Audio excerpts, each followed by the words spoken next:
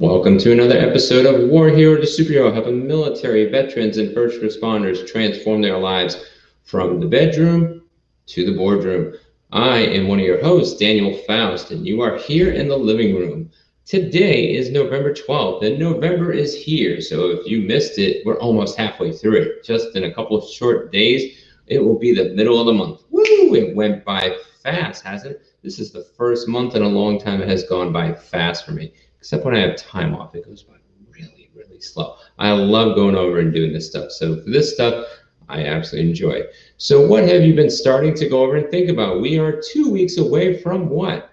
The holidays, Thanksgiving, and Christmas. But our 2020 has been drastically rebooted, and we could easily tend to go towards negative. The COVID numbers are going up. Thanksgivings are going down to 10 or less. I'm glad I have 7, because if I had 3 more, luckily the 2 animals don't count.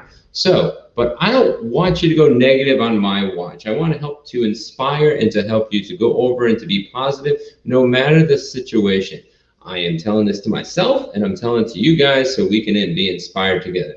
We'll figure out some creative ways to go over and connect. But this month's theme is about being thankful. And now we are in the living room, a beautiful, beautiful living room. We try to decorate as best as we can, virtually speaking.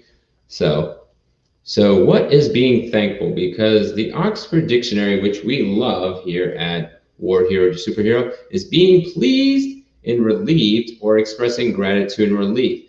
And you're like saying to yourself, what does that mean in English? Because there's really no point if it doesn't translate into your heart and into your head. So how do we express this to our kids? That's what we're doing in the living room today. So if you haven't joined us before, school is now in session. Some sessions are longer than others. This might be a little longer, but we're going to bring a little more wisdom to the table. And we thought about 5 ways to echo thankfulness to your kids. Because when you think of echo, and it's a beautiful thing, not when your kids are doing it, but when you're doing it, you're yelling in a cave or yelling in a place and it echoes right back to you and you're like, wow, that's amazing. We want the same thing to go over and do is when we are going over and expressing our thankfulness to our kids, that it echoes back to us so we know we're actually getting fruit of it. That's what an echo does. It goes over and returns back your voice, and you would want the same thing with your love. You don't want to go toss out your love and it just goes in the distance and it goes over and gets forgotten. We want it to go over and echo. So we thought of 5 ways to echo thankfulness for your kids. And if you've ever read the 5 Love Languages for Kids by Dr. I'm blanking on the name. Come on. Isn't that funny?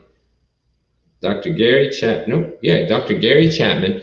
Yep, that's who it is. Dr. Gary Chapman. If you've ever read the 5 Love Languages, I would highly recommend to go over and to get that book. But let's go dive into it, how to apply it to the kids. Because when you learn about it in the bedroom, it looks totally different than it does in the living room, doesn't it? Because some things you just don't go over and do in certain relationships, right? So we need to know how to apply it in the right places. The languages stay the same, but the expression is different. First one is physical touch. You would think this is the most obvious one. We're humans. We like touching things and whatnot. Why do you think COVID numbers are going up? Because we keep interacting with people. But physical touch is huge, especially in the living room. And especially now that we have COVID numbers going on rising and families are becoming more isolated and quarantined, we want to connect with our families the most and connect with our quote unquote friends the least. So in physical touch, here's some examples is hugs and kisses. That's the most obvious. That's the most common. That's what people go over and look for. But there's other ways to go over and express that. There's also wrestling. My son loves to go and wrestling. Dancing. That's my daughter Trinity. Sometimes faith. Hope, not really. Even reading. You ever thought reading? The reason why reading is because if you get that closeness connection while you're going over and reading, you can go over and take reading and snuggling and add together. I occasionally do that with my wife, and she's like, I don't have to read, and you're reading for me. Yes. So you can do that with your kids too, to go over and do that. Snuggling is also another way you can go over and bring physical affection to go over and express. You also want to make sure you're doing it not out of begrudging compliance in that particular regard. For me personally, I'm still going over and learning that because I'm not physical touch. But to go over and to learn it in action, then learn it in heart is 2 different lessons in a different time. But for right now, physical touch is just one way that you can go over and echo thankfulness to your kids. Now, if your kids don't go over and like physical touch, or if you have a kid like me, which is shorter and just probably cuter and it doesn't have a Wookiee brow, you can go over and use this one, words of affirmation. And words of affirmation is, first off, usually start with a you are. You usually want to put a you are because it makes it personal, it's ownership, and then whatever you're saying in front of it goes over, and that's what you're giving the attribute to. When you say you are awesome to your kid, you are displaying and saying those attributes of awesome, but it has to be on a regular basis. Usually use this word in a negative tone, you are, and you put that explicitive in there, and they can tie it to negative. So you want to make sure that you're using the you are in positive, awesome, amazing. And then you want to contextualize at the time, because if you just say you are awesome, especially to a young kid that maybe has words of affirmation that he or she is looking for, but doesn't have the confidence to understand why, you want to put the because in there. That is the predicate of the sentence that makes the most power. Subject is first, predicate is sentence. Now you're getting some English lessons too at the same time. Different ways to go over and do it is you can do it through affection, words of affection. You can go over and say, you are gorgeous, you are beautiful, you are wonderful, like, hey, gorgeous, how you doing? That's what my wife goes over and does.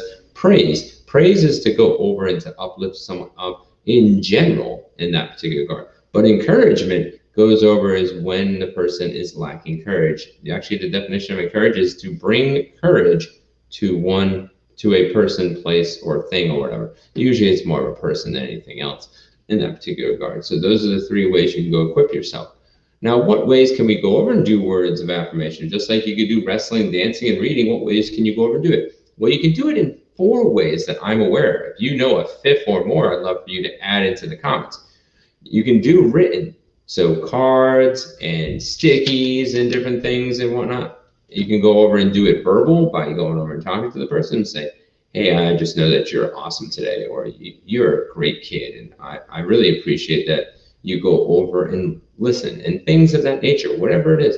And it definitely helps to go over and reinfuse that stuff at the same time. You can also do it audio, so you can go over and record it, because a lot more people are not doing written texts anymore. There's been a new surge of people even recording. If you see it on Facebook or seeing it on YouTube and things of that nature, you're also seeing it on Podopolo, which is the dynamic interactive podcasting app that we're on, and we'd love for you to go over and join. So you can do audio bubbles to your favorite podcaster guest, and you can pass those words of affirmation, and we can do the same, and definitely for your kids. And also video. Video messages are key. Video is becoming the SEO, audio is taking over text. So those are the 4 different ways you can go over and do it. If you have a 5th, we'd love to go in here. I'm diving into VR. Maybe we'll do virtual cards or something, that particular card. All right. But also key with going over and doing words of affirmation with your kids or anybody in general is tone, mood, and showing your caring in that particular regard as part of the delivery. Because if you deliver the wrong tone, you're in the wrong mood, or you choose the wrong mood, because you can make that choice. And also, if you're not showing that you're caring, that delivery can go really backwards. You are awesome. They're like, that's horrible. You don't just go like, you, yeah, rah. If you're yelling like, you're the greatest kid ever, yeah, you know, they're not going to listen. We tend to, and this is child, adult, and teen, especially more with children more than teens and adults, is tone and mood is interpreted way more heavily than adults. But in general, we go over and we go off tone and we go off body language. And then words are only 7%. So your tone and your mood and how you're showing care, which is through your body language, is part of that delivery. And also, when you're going on doing words of affirmation, especially for the younger kids, you want to use closeness when kids are younger to reinforce love. Those usually go hand in hand, words of affirmation and physical touch. Those love languages can be first and second, or right in both first place in that regard. So as much as the younger kids are, use closeness when you're using words of affirmation. Usually far away, like in a chasm of an area, you are awesome. They're like, what? And the physical touch can go reinforce the words of affirmation. So always try to double up on your love languages if you can. Next one is quality time. For quality time, your kids are going to be looking for your undivided focused attention. Not crazy eyes like that, but pretty much that way. Daddy, do you want to come play with me? When they say come play with me, A strategy for you as parents is to buffer your time. If you're trying to work on tasks and those between, especially for the younger kids, buffer your time. And that I wouldn't do any synchronous, like recording a podcast right now. If my kids were 5 to 12, I'd wait until they're narcoleptic. And a lot of times I do. Now, as they've gotten older, I say a specific time I do it. I usually stick to 6 to 6:30 for you guys, but also at the same time it buffers. And I don't usually do it only Tuesday through Thursday. So when they're saying, come play with me, you want to go buffer your time, especially for the younger kids. You can also schedule special time. We do 2 days a month for special days, and then the kids get to choose a special day throughout the year. And then also if they ask for time, they schedule it or I schedule it. So I allow it to go both ways. So in that particular regard, so scheduling special time, especially for quality time children. The children that look for it most are going to ask. That's in any of these languages.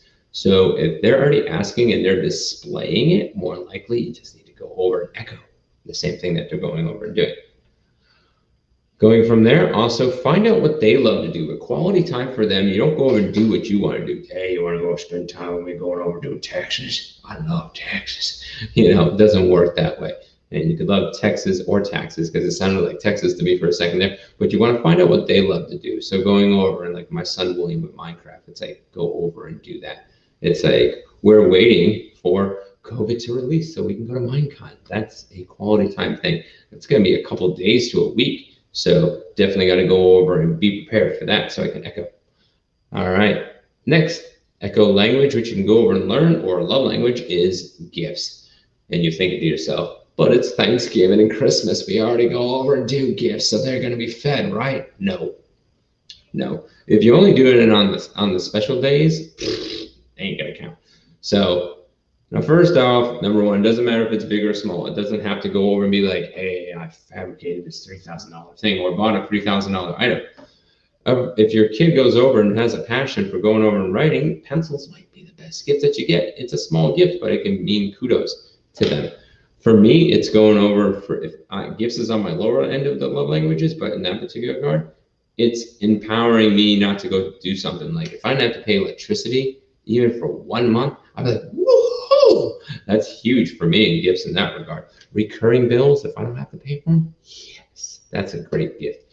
So, or going over and getting me a PS5 or an Xbox One S, that's my gift, yeah. All right.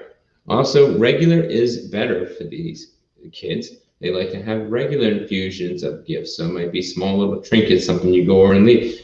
Words of affirmation and a gift can go together. You can go leave a special words of affirmation gift that they can go over and find.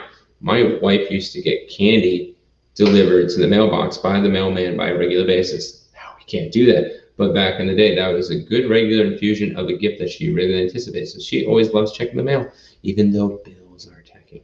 I plan to change that in about a couple months. So also with people that are gifts, you can do both planned and unplanned. They love the anticipation of getting a gift, but they also like the impromptu, like, if you want to give me a surprise, yeah, they love it planned and unplanned. You don't have to go and be like, gotta do it on a certain day, but they like to have both. So if you're just doing it on the set holidays that everybody goes over and does it on, they'll still appreciate it, but not as in depth if you do it more of a planned and unplanned. And also with any of these giftings, no matter what it is, and especially with gifts, if that's their love language and you want to echo it back, they love to empower. You want to empower them to go over and give. So maybe they can do some chores, or maybe you give them an infusion of money or a budget to go over, and they love to go over and give. They love to give and they love to go over and receive. So if you can empower them to give, that's giving a gift in that particular self too. So if you're like, hey, Christmas is coming, I want to give you some money so you can go give to others. Also, what helps for them specifically is also you can give to them when not deserved, because that's what gift actually means. It translates to undeserved. It's grace. So when you give it when they're not expecting it, they're going through a hard time in those particular things. That's why flowers and those types of things work. It can bring healing. You want to contextualize those gifts. You don't want to be just like, I got you a sticky. Have a great gift. Have a great day. That's funny. This sticky kind of goes a different way. That's really cool. And it's yellow. And lastly, and certainly not least, with this particular language of gifts, that you want to echo back. Bribes and promises are not gifts. Just because you went over and wanted them to be quiet in the grocery store or be quiet during a podcast, I don't do that. But I'm saying, if you go and do that, be like, I'm going to give you this particular thing. Bribes and promises are not gifts. That doesn't go over and work. It doesn't go over and flow up. In our last, and certainly not the least, because there's 5 of them, is acts of service. Now, this one can be really easy, but can be really hard because everybody has a different version of that. Everybody's willing to give gifts. Physical affection carries the same, but acts of service is different. Acts of service is helping them or lifting a burden. For me today, the smiling commander picked me up. I know he didn't intentionally go over and say, like, that's Daniel's acts of service thing I'm going to give to him. Ha, ha, ha, ha, ha, ha. Get him fueled up for my job. No, he didn't do that. He did that out of the outpouring of his heart. But it goes over and it's helping them and lifting a burden. For me, it was actually both. It was quality time and acts of service.